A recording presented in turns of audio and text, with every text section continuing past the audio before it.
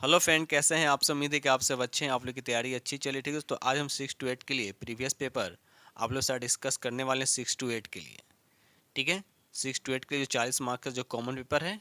ठीक है दोस्त, और इसके साथ हम 9 to 10 के लिए भी डिस्कस करेंगे, उसके बाद 11 to 12 के लिए भी डिस्कस करेंगे। इसे देखा है तो सब में ऑल ओवर 40 मार्क का जो क्वेश्चन है एक तरह से सेम ही रहता है। हाँ, मैथ में थोड़ा सा फर्क रहता है, मतलब वही मॉडरेट इजी की बात होता है ना, लेकिन क्वेश्चन इसमें से उसमें पूछा जा रहा है। ठीक है, तो जो 6 to 8 की तैयारी करो वो भी देख सकते हैं, जो 9 to 10 की अगर तैयारी करें वो भी देख सकते हैं, और 11 to 12 की जो तैयारी कर रहे हैं वो भी इस 40 क्वेश्चन को देख सकते हैं। ठीक है दोस्त, चलिए तो वीडियो को पूरा देखिएगा, और जो फ्रेंड चैनल पर पहली बार विजिट कर रहे हैं तो चैनल को सब्सक्राइब कीजिएगा। ठीक है, चलिए चलिए क्वेश्चन नंबर यहाँ पे फर्स्ट। क्वेश्चन नंबर फर्स्ट कहता है कि एक दुकानदार 2 पेंसिल 3 रबर की कीमत 9 रुपये, 4 पेंसिल और 6 रबर की कीमत 18 रुपये है, तो प्रत्येक पेंसिल और प्रत्येक रबर की कीमत ज्ञात कीजिए। देखिए इसको हम कैसे बनाते हैं। 2 पेंसिल के लिए हम 2P मान लेते हैं, और 3 रबर के लिए 3R मान लेते हैं। इज इक्वल टू कितना हो जाएगा आपका 9 रुपया। उसके बाद कहता है 4 पेंसिल और 6 रबर का मूल्य जो है 18 रुपया। ठीक है, तो आपसे पूछ रहा है कि एक पेंसिल और एक रबर का कीमत क्या होगा। तो यहाँ पर देखिए पहला जो इक्वेशन है इसी में अगर हम 2 से मल्टीप्लाई कर दें तो दूसरा इक्वेशन मिल जाएगा। देख लीजिए, 2 का डबल 4 है, 3 का डबल कितना 6, 9 का डबल यहाँ पे 18। इसका मतलब समझिए कि एक ही इक्वेशन है यहाँ पे, 2 पेंसिल और 3 रबर इज इक्वल टू कितना आपका 9 दे रखा है। ठीक है, तो इस तरह से ऑप्शन से भी बना सकते हैं वैल्यू पुट करके, लेकिन जब वैल्यू पुट किया तो कोई ऑप्शन नहीं आएगा। इस तरह से आप पढ़े होंगे, जब एक इक्वेशन दिया हुआ रहता है 2 वेरिएबल में तो उसके कितने हल होते हैं, तो अनगिनत हल होते हैं। ठीक है, इसका कंडीशन होता है A1/A2, B1/B2 और C1/C2 होता है। आप लोग पढ़े होंगे 10th क्लास में। ठीक है, तो उसी पे बैठा हुआ। तो यहाँ पर राइट आंसर आपका क्या होगा, बहुत सारे आंसर होंगे, तो यहाँ पर देखा तो आंसर क्या होगा आपका, कोई नहीं मिलता है, तो राइट आंसर आपका यहाँ पे 5 हो जाएगा। ठीक है, चलिए आगे बढ़ते हैं हम लोग। पहला एक क्वेश्चन इस तरह से दे रखा है। क्वेश्चन नंबर 2 कहता है कि 4 बहनों की औसत आयु कितना दे रखा है 7। तो सब का सम हम निकालेंगे तो 4 गुने कितना हो जाएगा 7, सचों के 28 हो जाएगा। उसके बाद कहता है यदि हम इसमें माँ की आयु को जोड़ दें तो पहले 4 था, अब 1 हो गया 5, जिससे औसत क्या होता है 6 वर्ष बढ़ जाता है। यानी पहले 7 था, अब कितना हो गया 6 और बढ़ गया, तो कितना हो गया 13। तो पहले 5 लोग थे, अब पहले 4 लोग थे, अब 5 लोग हो गया। तो 5 गुने कितना 13, तो कितना हो जाएगा 65। 65 में से 28 को माइनस कर दी तो यहाँ पर आ जाएगा आपका 37 आ जाएगा। ये तो हो गया आपका। ऐसे ही बना सकते हैं, अगर जिसको ट्रिकी पता हो तो ट्रिकी भी कर सकते हैं। करना क्या है, पहले 4 था, बढ़ा कितना, एक माँ उसकी बढ़ गई थी, कितना हो गया 5। तो 5 में 6 से गुना कर दीजिए और 7 को ऐड कर दीजिए, 6 5 30 और प्लस का 7 यानी 37। यहाँ पर राइट आंसर आपका 1 हो जाएगा। ठीक है, चलिए क्वेश्चन नंबर यहाँ 3 कहता है 121 वर्ग मीटर आधार क्षेत्रफल और 23 मीटर ऊंचाई वाले लंब प्रिज्म का आयतन बताना है। तो प्रिज्म का आयतन का फॉर्मूला क्या होता है, आधार का क्षेत्रफल होता है, आधार का क्षेत्रफल और इसकी ऊंचाई होता है, क्या होता है ऊंचाई होता है। तो आधार का क्षेत्रफल कितना दे रखा है 121 दे रखा है, ऊंचाई कितना दे रखा है आपका 23 दे रखा है। बस इसको गुना कर दिया आपका आंसर हो जाएगा। जब गुना कीजिएगा तो राइट आंसर आपका यहाँ पे 2 आएगा।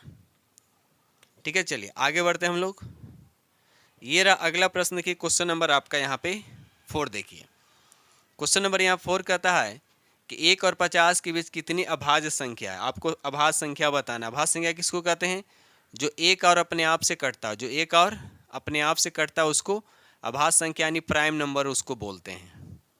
जैसे हो गया 2 हो गया 3 हो गया, ऐसे तो काउंट करने में आपको समय लगेगा ना, तो आप सिंपल सा याद रखिए, मतलब 1 से 50 तक, 1 से 100 तक, इस तरह से आप याद ही रखिए। तो 1 से 50 तक कितना होता है अभाज्य संख्या, तो 15 होता है। 1 से अगर हम 100 तक की बात करते हैं तो 25 होता है। 1 से अगर हम 150 की बात करते हैं तो अभाज्य संख्या कितना होता है 35 होता है। ठीक है, तो इस तरह से याद रखिएगा। तो यहाँ पर क्वेश्चन के अकॉर्डिंग यहाँ पर राइट आंसर आपका 2 हो जाएगा। ठीक है, चलिए आगे बढ़ते हैं हम लोग। क्वेश्चन नंबर यहाँ पे 5, इसका क्या निकालना है आपका, रूट निकालना है। ठीक है, देखिए क्वेश्चन ये भारी नहीं, बिल्कुल इजी प्रश्न। इसको कैसे बनाएंगे देखिए, ऊपर देखिए डेसिमल के बाद कितना डिजिट है, जो ऊपर भी डेसिमल के बाद काउंट कीजिएगा तो 8 डिजिट है, नीचे भी डेसिमल के बाद क्या है 8 डिजिट है। तो जब ऊपर और नीचे दोनों में डेसिमल के बाद जब सेम डिजिट होता है तो डेसिमल क्या हो जाता है, हट जाता है, यानी कुल मिलाकर छोटा सा इसे बन जाएगा, यानी 12 25 हो जाएगा, और यहाँ पे 53 29। अगर सेम नहीं होता तो हम क्या करते, सेम कर देते, ठीक है ना, जीरो बैठाकर सेम कर देते। लेकिन ऊपर भी डेसिमल के बाद 8 है, नीचे भी डेसिमल के बाद 8 डिजिट है, तो इसलिए डेसिमल क्या हो जाएगा, कैंसिल आउट हो जाएगा, ठीक है। तो अब देखिए यहाँ 1225 दे रखा है, इसका स्क्वायर रूट कितना होता है, तो आप कम से कम आपको याद होना चाहिए, ठीक है ना, स्क्वायर रूट याद होना चाहिए, निकालना उसके आसपास का निकालने का ट्रिक कुछ पता होना चाहिए। ऐसे है कितना का, ये 35 हो जाएगा। अब ये देखिए 53 29 दे रखा है, अगर हम 60 का स्क्वायर करते हैं कितना होता है, 36 होता है, मतलब 60 से भी ज़्यादा। अगर 70 का स्क्वायर करते हैं तो कितना हो जाएगा, 4900 आता है, मतलब 4900 से ज़्यादा होगा। अब देखिए यहाँ पर यूनिट डिजिट क्या है, 9 है, इसका मतलब यूनिट आने के लिए या तो उस यहाँ पर 9 आने के लिए या तो 7 होगा या 3 होगा, क्योंकि 7 का स्क्वायर करें तब जाकर 49 होता है, तो इसमें भी 9 होता है। 3 का स्क्वायर करते तो इसमें भी 9 होता है। तो अब यहाँ पर देखा या 70 के बाद दो नंबर आते हैं, 73 होता है, एक 77 होता है। तो इसका जब स्क्वायर कीजिएगा तो कितना आएगा आपका, 53 29। इसका मतलब क्या हुआ, ऊपर तो 35 था और नीचे वाले जो 53 29 था, इसका स्क्वायर रूट कितना होता है, 73 होता है। तो राइट आंसर आपका यहाँ पर 1 हो जाएगा। 5 का राइट आंसर आपका 1 हो जाएगा। क्वेश्चन नंबर यहाँ पे 6 कहता है कि एक्स वाई जेड धनात्मक वास्तविक संख्या हो तो इतना का मान बताना, ठीक है।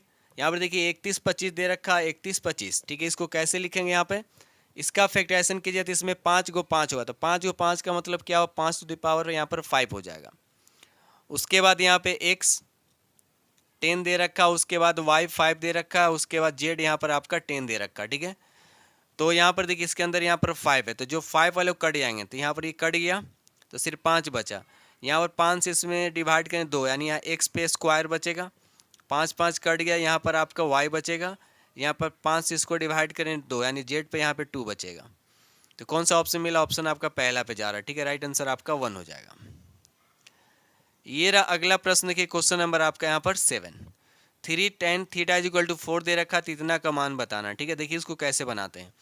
सबसे पहले क्या कीजिए, ये जो क्वेश्चन जो दे रखा है इसको कॉस से डिवाइड कर दीजिए। अगर मैं कॉस से ऊपर भी डिवाइड करते नीचे भी डिवाइड करते हैं तो कुछ इस तरह से होगा।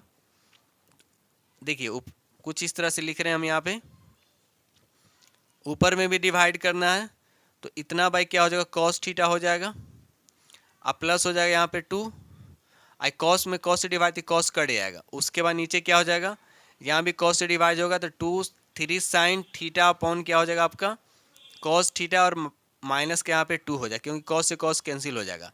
अब देखिए sine theta by cos theta, sine theta by cos theta, तो ये दोनों मिलकर क्या हो जाएगा आपका, tan हो जाएगा, यानी कुछ ऐसे होगा 3 tan थीटा प्लस का 2 होगा, और नीचे हो जाएगा 3 tan थीटा माइनस का 2 होगा, ठीक है। थोड़ा सा मैं कलर चेंज कर दूं यहाँ से, देखिए 3 tan थीटा, यहाँ पर देखिए 3 tan थीटा लिखा हुआ है, इसका मान कितना है 4, यहाँ भी 3 tan थीटा, यहाँ पर भी हो जाएगा 4, तो ऊपर भी 4 + 2 लिखा आएगा, 4 + 2, और नीचे हो जाएगा 4 - 2 होगा, तो ऊपर तो 6 नीचे 2, यानी काटिएगा तो 3 आएगा। तो राइट आंसर आपका 3 तो नहीं दे रखा है लेकिन आंसर 3 आता है, तो राइट आंसर आपका यहाँ पर 5 हो जाएगा, यानी 7 का राइट आंसर आपका 5 हो जाएगा।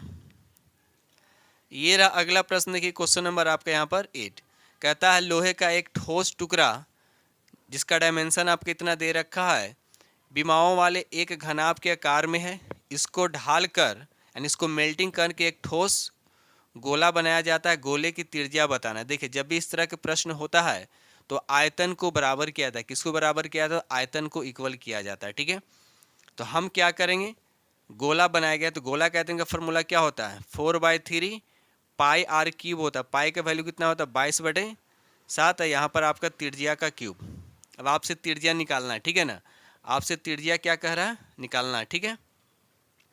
चलिए उसके बाद इसका आयतन किसके बराबर हो जाएगा, टुकड़ा का। टुकड़ा कैसा आपका घनाभकार है, तो घनाभ का आयतन का फॉर्मूला क्या होता है, लंबाई गुने चौड़ाई गुने ऊंचाई, यानी 49 गुने 53, 53 33, और यहाँ पर हो जाएगा आपका 24।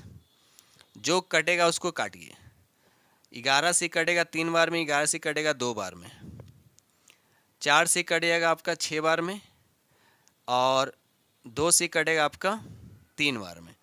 तो अब कोई नहीं कटेगा, तो कुल मिलाकर यहाँ पे क्या होगा वो देखिए। यहाँ पर आर क्यूब है तो आर क्यूब कर दिया, ये नीचे वाला क्या होगा, इन दोनों से इधर ऐसे मल्टीप्लाई होगा, ठीक है। तो मल्टीप्लाई होने के बाद क्या हो जाएगा, तो अब देखिए 7 यहाँ 1 है, यहाँ 49 है, यानी 7 का क्यूब हो जाएगा, ठीक है। यहाँ पर 1 3 है, यहाँ पर भी क्या आपका 3 है, तो कितना 1 3 यहाँ पर है, तो कितना हो गया, यहाँ पर 3 का क्यूब हो जाएगा। अब यहाँ देखिए आर पर क्यूब है, तो इसको जब हम इस पर लाएंगे तो इस पर से 3 हट जाएगा, यानी कुल मिलाकर क्या होगा, इस तरह से आएगा, यानी R is equal to cube root ऐसे होगा, 7 पे क्यूब और यहाँ पे 3 पे क्यूब, तो दोनों पर से क्यूब हटे, यानी 7 इंटू कितना होगा 3, यानी 21, तो राइट आंसर आपका यहाँ पर 3 हो जाएगा, ठीक है। चलिए आगे बढ़ते हैं हम लोग अगले प्रश्न की तरफ। चलिए, तो मैथ 8 क्वेश्चन पूछा जा रहा है, याद रखिए कॉमन पेपर जो होता है 40 नंबर का, उसमें 8 नंबर क्या होता है, मैथ पूछा जा रहा है, ठीक है। बाकी आपके मिक्स रहेंगे, ठीक है। चलिए, तो अब आते हैं हम लोग यहाँ से क्वेश्चन नंबर यहाँ पे 9 से। क्वेश्चन नंबर 9 कहता है नाभिकीय रिएक्टर में D2O जिसको बोलते हैं क्या, भारी जल का उपयोग किस लिए किया जाता है, तो मंदक के रूप में किया जाता है, तो राइट आंसर आपका यहाँ पे 3 हो जाएगा। इसके अलावा ग्रेफाइट का भी यूज़ किया जाता है मंदक के रूप में, ठीक है। क्वेश्चन नंबर यहाँ पे 10 कहता है कि लैक्टिक अम्ल निम्नलिखित में से किससे संबंधित होता है, दूध उत्पादन से संबंधित होता है, याद रखिए राइट आंसर आपका ए हो जाएगा। यानी 1, दूध क्या होता है, एसिडिक नेचर का, याद रखिएगा एसिडिक नेचर का ही होता है। क्वेश्चन नंबर यहाँ पे 11 कहता है प्रकाश संश्लेषण के अध्ययन से संबंधित वनस्पति विज्ञान की शाखा क्या उसको बोलते हैं, राइट आंसर आपका 3 हो जाएगा। पादप कार्य की, राइट आंसर आपका यहाँ पे 3 हो जाएगा, यानी 11 का राइट आंसर आपका 3, ठीक है। चलिए आगे बढ़ते हैं हम लोग। क्वेश्चन नंबर यहाँ पे 12 कहता है एक पीढ़ी से दूसरी पीढ़ी में वंशागति के अध्ययन को क्या कहते हैं, उसको बोलते हैं जीनेटिक, यानी अनुवांशिकी की बोलते हैं, राइट आंसर आपका यहाँ पे 1 हो जाएगा, ठीक है। चलिए, ये रहा अगला प्रश्न की क्वेश्चन नंबर आपका यहाँ पे 13 कहता है लेग्यूमिनस पौधों में नाइट्रोजन स्थिरीकरण के लिए कौन सा वर्णक आवश्यक है, तो उसमें पाया जाता है लेग हीमोग्लोबिन, राइट आंसर आपका यहाँ पे 2 हो जाएगा, ठीक है दोस्त। चलिए आगे बढ़ते हैं हम लोग, सेशन को लाइक करते चलिएगा। क्वेश्चन नंबर यहाँ 14 कहता है कि वह एंजाइम जो हमारे मुंह में भोजन के साथ मिलता है क्या है, वह एमाइलेज होता है, राइट आंसर आपका यहाँ पे 3। देखिए इस तरह के क्वेश्चन जो है ये 1 to 5 में भी कराया गया है, यानी कहने का मतलब ये हुआ कि क्वेश्चन जो है इसमें से उसमें, यानी सिर्फ 1 to 5 वाला हो सकता है, 6 to 8 में पूछ सकते हैं, 9 या 9 to 12 में पूछा जा सकता है, ठीक है ना। तो वीडियो जो है सभी के लिए हेल्पफुल है, या 1 to 5 के लिए तैयारी करो उसके लिए भी हेल्पफुल है, या 6 to 8 हो, या 9 to 10 या 11 to 12, ठीक है, सभी के लिए वीडियो जो है हेल्पफुल है, ठीक है। तो यहाँ पर राइट आंसर आपका 3 हो जाएगा। देखिए ये भी क्वेश्चन आपका पूछा गया 1 to 5 में, कहता है कि निम्नलिखित में किसका रासायनिक सूत्र है, आपको बताना किसका रासायनिक सूत्र है, राइट आंसर आपका यहाँ पे 2 हो, यानी चीनी मिट्टी इसका सही आंसर हो जाएगा। क्वेश्चन नंबर यहाँ पे 16 कहता है कि वह जानवर जो मुख्यतः मांस खाता निम्नलिखित में से क्या कहलाता है, क्या बोलते हैं उसको, मांसाहारी बोलते हैं, लेकिन नेम यहाँ पर दे रखा आपका इंग्लिश में, क्या होगा, तो यहाँ पर राइट आंसर आपका कार्निवोरस, राइट आंसर आपका यहाँ पे 16 का 2 हो जाएगा। क्वेश्चन नंबर यहाँ पे 17 कहता है कि 1 दिसंबर 2022 को किस हवाई अड्डे पर डीजी यात्रा शुरू नहीं हुई थी। अब यहाँ देखिए करंट अफेयर इसमें कम से कम यही 40 क्वेश्चन में, जिसमें से तो 8 मैथ ही हो गया, बाकी बचा 32। इसी 32 में कम से कम 7 से 8 क्वेश्चन जो है करंट अफेयर से देखे जा रहे हैं, ठीक है। चलिए, तो यहाँ पर राइट आंसर आपका 17 का क्या होगा, 17 का राइट आंसर आपका 2 हो जाएगा। क्वेश्चन नंबर यहाँ पर देखिए, क्वेश्चन नंबर 18 कहता है गणतंत्र दिवस 26 जनवरी 2023 को मुख्य अतिथि कौन थे, बताइए। तो यहाँ पर राइट आंसर आपका क्या हो जाएगा, राइट आंसर आपका 3 हो जाएगा, अब्दुल फतेह अल सीसी जो मिस्र के राष्ट्रपति थे, ठीक है दोस्त। अभी 2024 में मुख्य अतिथि कौन थे गणतंत्र दिवस के अवसर पे, तो इमैनुएल, याद रखिएगा इमैनुएल मैक्रोन जो फ्रांस के राष्ट्रपति हैं, ठीक है दोस्त। चलिए आगे बढ़ते हैं हम लोग। ये रहा अगला प्रश्न, देखिए क्वेश्चन नंबर आपका 19 कहता है 5वां यूरोपीय संघ भारतीय प्रतियोगिता सप्ताह 2022 कहाँ आयोजित किया गया था, बताइए कहाँ आयोजित किया गया था। तो यहाँ पर सही आंसर आपका 3 हो जाएगा, नई दिल्ली जो इसका सही आंसर हो जाएगा। आगे बढ़ते हैं हम लोग अगले प्रश्न की तरफ। क्वेश्चन नंबर यहाँ पे 20 कहता है कि सूर्य का अध्ययन करने के लिए 2 सितंबर 2023 को लॉन्च किए गए इसरो के आदित्य L1 मिशन की परियोजना निदेशक कौन थे? यहाँ पर राइट आंसर आपका 3 हो जाएगा, निगार साजी, जो इसका सही आंसर हो जाएगा। क्वेश्चन नंबर यहाँ 21 कहता है कि संयुक्त राज्य अमेरिका में कौन सा राज्य विधायिका पहला राज्य बन गया जिसने दक्षिण एशियाई मूल के लोगों के लिए जाति के आधार पर भेदभाव को गैर कानूनी घोषित करने के लिए मतदान किया है, जिनका आरोप है कि उन्हें रोजगार और आवास में निष्पक्षता के लिए पारंपरिक अमेरिकी सुरक्षा उपायों से बाहर रखा गया है? तो यहाँ पर राइट आंसर आपका 1 हो, यानी कैलिफोर्निया, जो इसका सही आंसर हो जाएगा। क्वेश्चन नंबर यहाँ पे 22 कहता है कि हाल ही में किस देश ने रूबेला के सफल उन्मूलन की घोषणा की है? तो सही आंसर आपका यहाँ पर 3 हो जाएगा, भूटान, जो इसका राइट आंसर हो जाएगा। क्वेश्चन नंबर यहाँ पे 23 कहता है कि अमेरिका द्वारा लीजन ऑफ मेरिट सम्मान किसे दिया गया? तो राइट आंसर आपका ये हो जाएगा, general Dalvir Singh Suhag, right answer आपका 1 हो जाएगा। क्वेश्चन नंबर यहाँ पे 24 कहता है कि इंडिया प्राइड प्रोजेक्ट का उद्देश्य क्या है? तो 1 में लिखा है कि विदेशों में रह रहे भारतीयों को न्याय दिलाना, ये नहीं होगा। NRI द्वारा परित्यक्त महिलाओं को न्याय दिलाना, ये भी नहीं। नेक्स्ट ऑप्शन देखते हैं। नेक्स्ट ऑप्शन दे रखा 3, भारतीय विरासतों को वापस भारत लाना, तो ये आपका सही हो, राइट आंसर आपका 3 हो जाएगा। क्वेश्चन नंबर यहाँ 25 कहता है निम्नलिखित में कौन सा युवा वलित पर्वत नहीं है? तो यहाँ पर अरावली, एंडीज, अपलेशन सभी जो है वलित पर्वत है, तो यहाँ पर राइट आंसर आपका क्या हो जाएगा? 25 का राइट आंसर आपका यहाँ पर 4 हो जाएगा। ठीक है, चलिए क्वेश्चन नंबर यहाँ पे 26 कहता है निम्नलिखित क्षेत्रों में से किस क्षेत्र की न्यून हिम रेखा है? तो यहाँ पर राइट आंसर आपका 3 हो जाएगा, आल्प्स क्षेत्र इसका सही आंसर हो जाएगा। ये रहा अगला प्रश्न की क्वेश्चन नंबर आपका 27 कहता है कर्क रेखा द्वारा सर्वाधिक क्षेत्र आच्छादित है।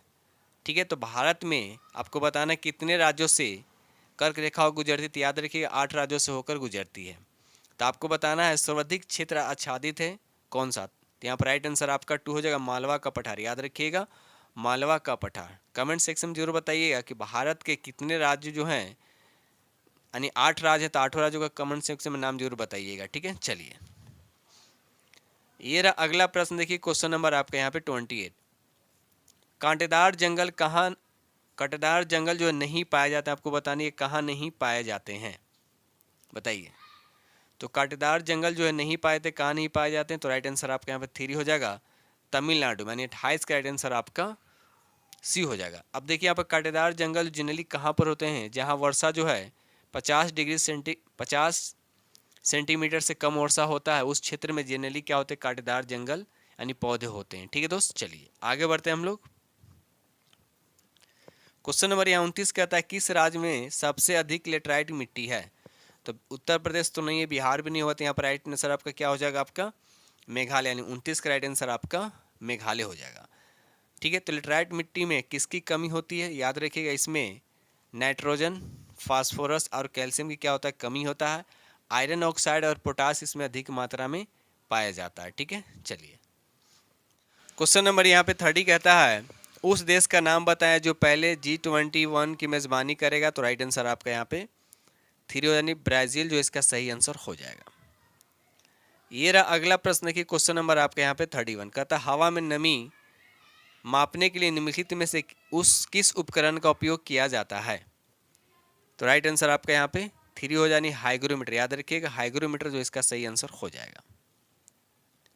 ये रहा अगला प्रश्न की क्वेश्चन नंबर आपका यहाँ पे 32 कहता है निम्नलिखित में से कौन सा भूमध्य सागर से भारत के उत्तर पश्चिमी भाग की ओर चलती है, बताइए। तो पश्चिमी विक्षोभ, राइट आंसर आपका यहाँ पे ए हो जाएगा। ठीक है, चलिए क्वेश्चन नंबर यहाँ पे 33 कहता है किसके नेतृत्व में संथाल विद्रोह 1855-1856 में हुआ था? तो यहाँ पर राइट आंसर आपका 5 हो जाएगा। किनके द्वारा हुआ था? सिद्धो, याद रखिएगा सिद्धो और कान्हू। ठीक है, और सिद्धो जो 1855 में पकड़ा गया था, इनको 1855 में फांसी दे दिया गया था। ठीक है, और उसके बाद कान्हू को भी पकड़ लिया गया था, उनको 1856 में फांसी दे दिया गया था। ठीक है, चलिए आगे बढ़ते हैं हम लोग। ये रहा अगला प्रश्न देखिए क्वेश्चन नंबर आपका यहाँ पे 34 5 मार्च 1931 को कौन सी महत्वपूर्ण घटना घटी? तो यहाँ पर राइट आंसर आपका 1 हो जाएगा, गांधी इरविन समझौता। याद रखिएगा, राइट आंसर आपका 1 हो जाएगा। चलिए आगे बढ़ते हैं हम लोग। ये रहा अगला प्रश्न, देखिए क्वेश्चन नंबर आपका यहाँ पर 35। क्वेश्चन नंबर 35 का था बिहार यूथ लीग का गठन यानी स्थापना कब हुआ था? तो राइट आंसर आपका यहाँ पे 2 हो जाएगा, 1928 में। याद रखिएगा 1928 जो इसका सही आंसर हो जाएगा। ठीक है, चलिए आगे बढ़ते हैं हम लोग अगले प्रश्न की तरफ। क्वेश्चन नंबर यहाँ पे 36 कहता है कि 6 अप्रैल 1930 को चंपारण में नमक सत्याग्रह का नेतृत्व किसने किया? तो बिपिन बिहारी वर्मा राइट आंसर आपका यहाँ पे फर्स्ट हो जाएगा। क्वेश्चन नंबर यहाँ पे 37 कहता है पूना समझौते पर हस्ताक्षर कब किए गए? बताइए।